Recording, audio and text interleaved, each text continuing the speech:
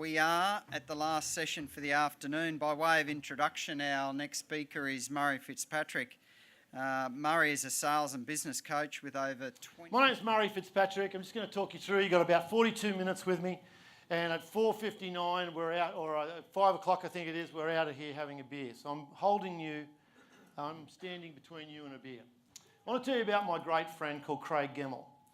And Craig Gemmell's a financial advisor at Blackall Range Financial Services on the Sunshine Coast. And he is the world's best person I've ever met at meeting people. He has this unique ability. He's people smart.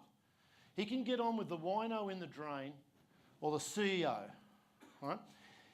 And I always say to him, I say, Craig, how do you do it? Because I have to train people how to do it. How do you do it? What's your process when a new client, Mr. and Mrs. Good Opportunity, come walking through the door and they sit down with you?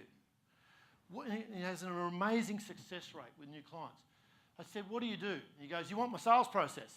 And I said, yeah, give it to me. He goes, get ready. Here it is. They're doing all the talking. And this is one of the biggest mistakes that people make with clients when Mr. and Mrs. Good Opportunity comes in, is that we feel the need to impress upon them all of our qualifications and what we do and what we can do to help them. But that's not what they're looking for. It was great hearing Dean talk today about what clients are looking for, right? And so what happens is that in the first 4 minutes, your clients are making 80% of their opinion of you, which is everlasting. The first 4 minutes, I've been speaking to you now for 5. You've got 4 minutes, guys, when Mr. and Mrs. Good Opportunity sit in front of you, they've formed 80% of their impression of whether or not they're going to go with you or not. So you've got to have a good first 4 minutes. You've got to be a Craig Gemmell. You've got to be able to sit them down, talk to them and a cup of tea, and they feel comfortable. Because there's one thing that's going through their mind is this: am I in the right room? And that's what they're thinking. Craig Gemmell's mate. That you don't stuff it up. Okay? So that you put your best foot forward so they start listening to you, they trust you, you've got credibility, you've got rapport. And if you can't pick them, it's you. That's what it's like. So some people are really good at broking and really good at advice and things like that, and they're not good in that first 5 minutes. I'm going to take you through a series of activities. It's lots of fun. You're going to feel you find yourself under pressure, but it's good. It'll get your energy going, and you'll be ready for a beer at the end. Seconds. Who looks a little bit like you? You got 10 seconds. Go. I actually really don't like him. And it goes for 6 seconds. And we're going to debrief it. We do the activity 3 times. Who's got kids in the room? This is a great activity. You'll be doing it with them tomorrow night, this activity. I do it with schools all throughout Australia, with Year 10 and Year 12 kids.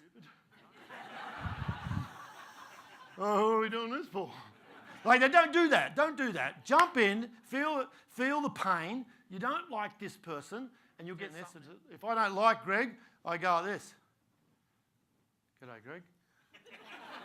Just absolutely nothing in the face. And that's what happens. What's the best thing about your job? What are you really good at? And they go, I'm good with people.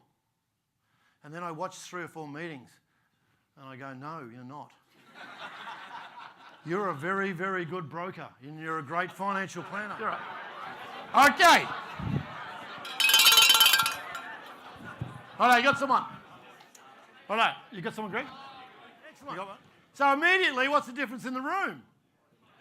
Yeah, the energy goes up, and in fact, the volume goes up. When you meet people that you like, who got a hug? Anyone get a hug? Anyone get a pinch on the ass? Who got a pinch?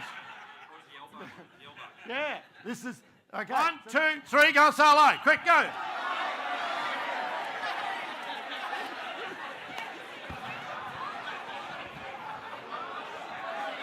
We are now not conscious what we're doing. Haven't you put on some weight? Jesus. Yeah. So these are the sorts of things that happen when you're not conscious. Now, some of us in our professional selling lives think that being professional is watching very carefully what we say. We have to be the experts at putting people at ease and getting them talking. And these are some of the skills. The first one is the rapport building. So when you're going to build rapport with someone, if you want to be instant rapport with people, and I'm not saying I'm good at it, but I focus on it a lot, is to do some of us are sucking lemons when, hey, hello. Hey, I really like you. Let our smile come out. There's a lot of things, a lot of evidence that says 50% of what someone thinks of you, 50% is whether or not you're smiling. When you're delivering advice to them, does it look like you're enjoying giving them the advice? If you're not smiling, they get to know what we're doing in those meetings. You know, when you're with a client, you're going clickety, click, click, click, click, clickety, click, click, click with your pen. Or you go, they ask you a question and you go, so why should I go with you guys? Why should I be with Morgans? And you go, yeah. Yeah, that's a good one.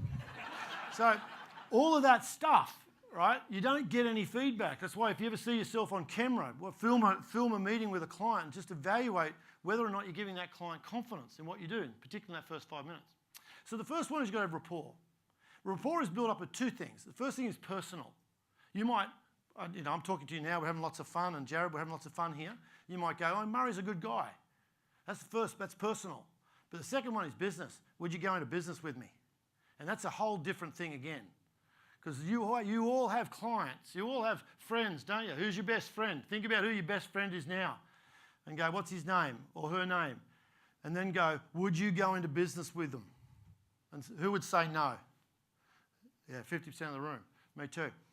So the rapport is personal and business. How you get the business rapport, right, is about building up the trust. To build up trust, you have to be what's called verbally alert.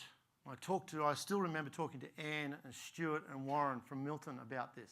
You have to be able to talk about your business, about Morgans, and about what you do to help clients. And you can't make it up. Most of us in professional selling spend the whole life going through talking to clients and they say, so tell me a little bit about your business. And you make it up as you go along. With Dean, I was talking to Dean outside about how do you come up with a value proposition? And remember Dean talked about you concentrate on their issues, on the problems that you will solve for them. But you also concentrate on the problems that they will have if they, what? If they do it themselves. So you solve the problems for them, but you also solve the problems for if they did it themselves. Or broking or financial planning, you need to be able to say, okay, who does it work for with clarity, but then also start to talk about what's my 1, 2, 3? What is it I really do to help clients?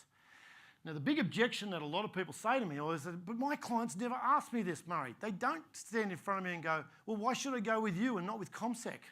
They don't say that. This is a boutique financial planning organisation with offices in every state around the country. Traditionally, we work with high net wealth clients who have a complexity around their financial affairs. The three things that we do is protection of wealth, growth of assets, and we offer a family board style of advice to help you with those tough financial decisions that you have to make from time to time. We only have a limited amount of clients in here, and in fact, Andrew, how many clients do we have here? Palms it off to the offsider. And Andrew goes, we've got about 30 to 35 clients that we work with. Okay, so the first one is we give you access to opportunities. The second thing is we give you access to senior people or experienced people. But the third thing is a holistic approach to managing your finances, whether that be broking, financial planning and accountancy, and perhaps even legal, that sort of thing. But he's really good at positioning and talking about it. And I go, how did you get so good at talking about this? He goes, I drive along in my car practicing what to say to the client on the way to the meeting. Who does that in the room? None of us. So that when it starts to come out, sometimes it comes out a bit flawed. And this is some of the skills that he's got. And some of the skills that we need. Being verbally alert about meaning what you say and saying what you mean. Non-negotiable. That 1% on fees, are you negotiable on that? No. However, we can look at some managers say, look, there are some people in the room who really aren't pulling their weight. Now, I'm not going to say who it is, but there's because I'm quite strong on the planning but not the broking. I hope you enjoyed today. That's my action for you is have a great night. I'm staying around for a few drinks. That's it. See you later. See you later. Bye-bye.